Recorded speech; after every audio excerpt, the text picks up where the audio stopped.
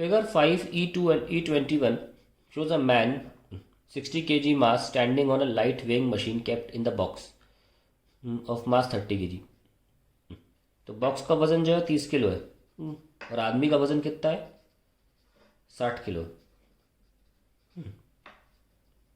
The box is hanging from a pulley. देख सकते हैं आप, ये रस्सी अंदर आ रही है. Fix to a ceiling through a light rope. The other end of which is held by a man himself. खुद ही ने अपने आप को ही वजन, मतलब बेहतरीन फिगर है कि आदमी खुद ही को ही बैलेंस कर रहा है ना, बढ़िया चीज़. तो अगर ये रस्सी खींचेगा ऊपर तो ये ऊपर जाएगा और ये बॉक्स भी ऊपर जाएगा. अगर यहाँ खींचता है तो ये खुद को ऊपर भेजता है ना, और बॉक्स भी ऊपर जा रहा है. कितना कॉम्प्लेक्स भी बोल सकते हैं फिगर को.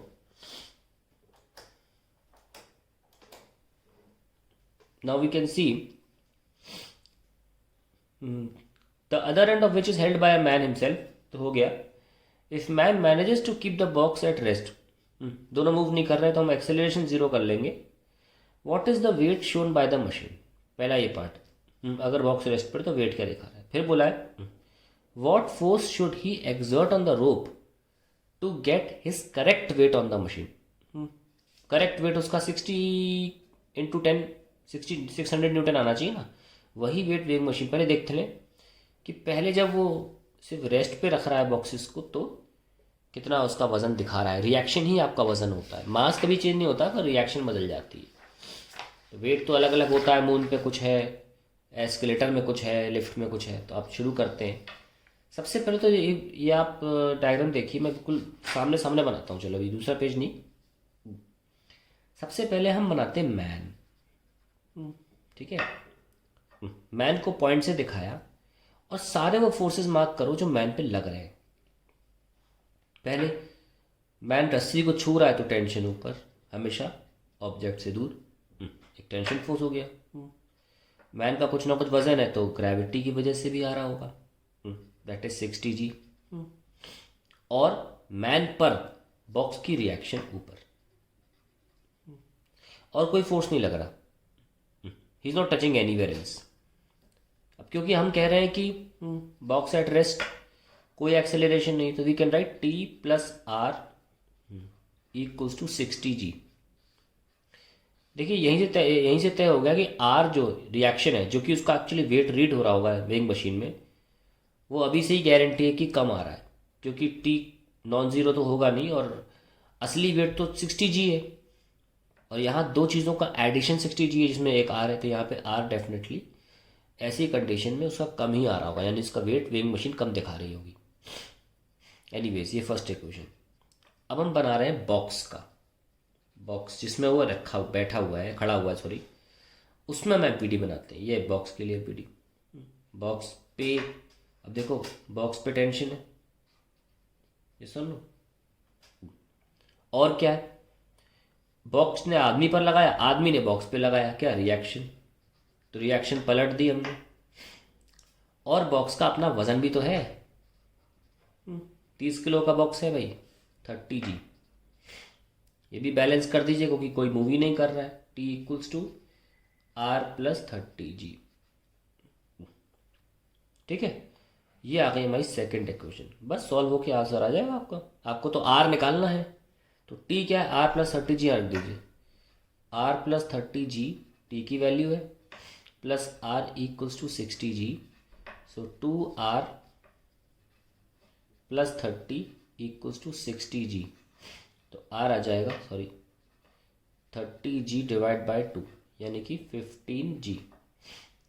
तो रिएक्शन आ गई 15 जी, यानी कि वेइंग मशीन तो केजी में दिखाती है ना, तो 15 किलोग्राम आंसर दिखाएगी वेइंग मशीन. ये हमारा पहला पार्ट सॉल्व हो गया.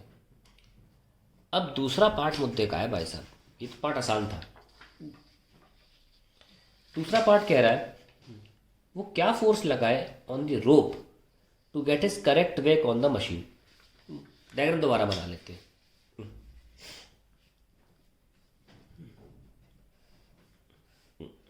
ये बॉक्स है,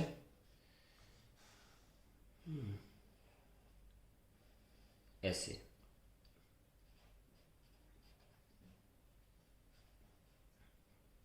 ऐसा डायग्राम है।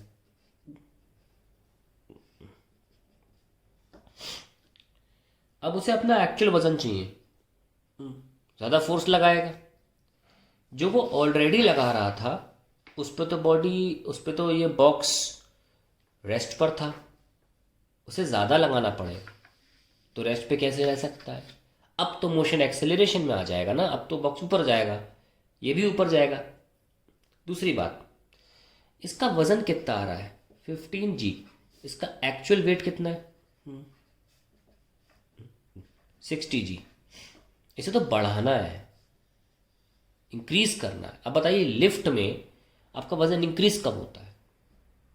आप नीचे गिर रहे होते हैं लिफ्ट की जब ऊपर ऊपर। अगर आप कभी ये भूल जाए ना, तो मैं एक तरीका बताता हूँ याद करने का। अगर कस के आप ऊपर जाओगे तो आपके पैर कस के ज़मीन को दबाएंगे ना। जितना आप कस के ऊपर जाओगे उतना ही कस के पैर ज़मीन को दबाएंगे। जितना कस के ज़मीन को दबाएंगे उतना प्रेशर लगेगा, उतना फोर्स लगेगा किस पर? वेइंग मशीन पर, तो उतना ज़्यादा आंसर देगी वो। ठीक है? तो जिस भी दिशा में, और अगर लिफ्ट ऊपर गिर रही हो, नीचे गिर रही होगी, तो आदमी ऊपर तैरने लगेगा।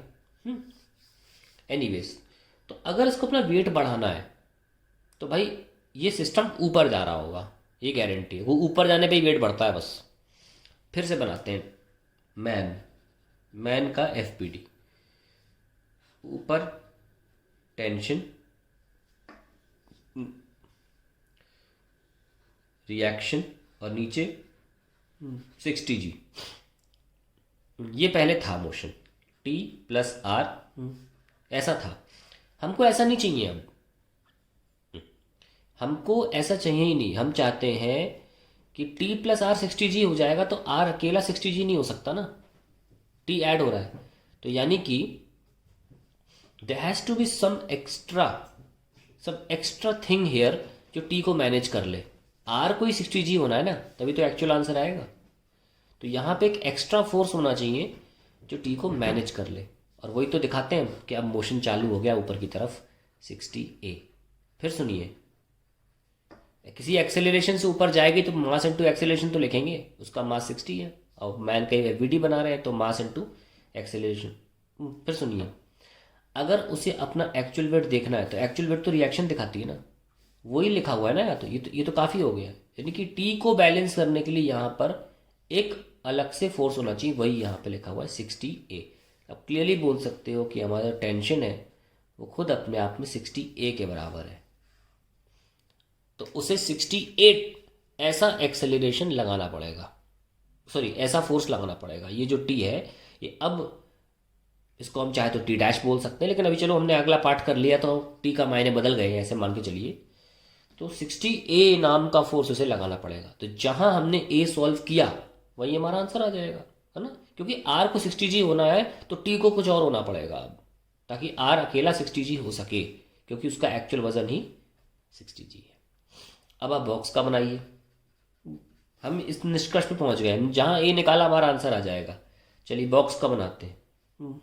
ऊपर क्या है? टेंशन। बॉक्स का वजन है नीचे 30G। साथ में रिएक्शन पलट देनी है, क्योंकि एक्शन रिएक्शन है नीचे की तरफ। और अगर आप ऑब्वियसली फोर्स नीचे इधर की तरफ लगाओगे, आप इधर लगा रहे हो, डायग्राम में ऊपर बनाते हैं तो ये बॉक्स तो ऊपर जाएगा ना, तो बॉक्स को ऊपर जाएगा। और आपको 30 × A लिखना हो। आइए, 30 माइनस T ऊपर माइनस ये फोर्स T डोमिनेटिंग हो गया ना, R - 30G = 30A। ठीक है, हमको पता है हमको R कितना चाहिए, 60G चाहिए, रख दीजिए। हमको पता है हमारा ये कितना है, T 60A, सारी वैल्यूज रख दीजिए। R कितना है 60G - 30G = 30A। तो यहाँ ले आओ, 30A = 90G, A आ गया 3G। ये घातक एक्सेलरेशन है।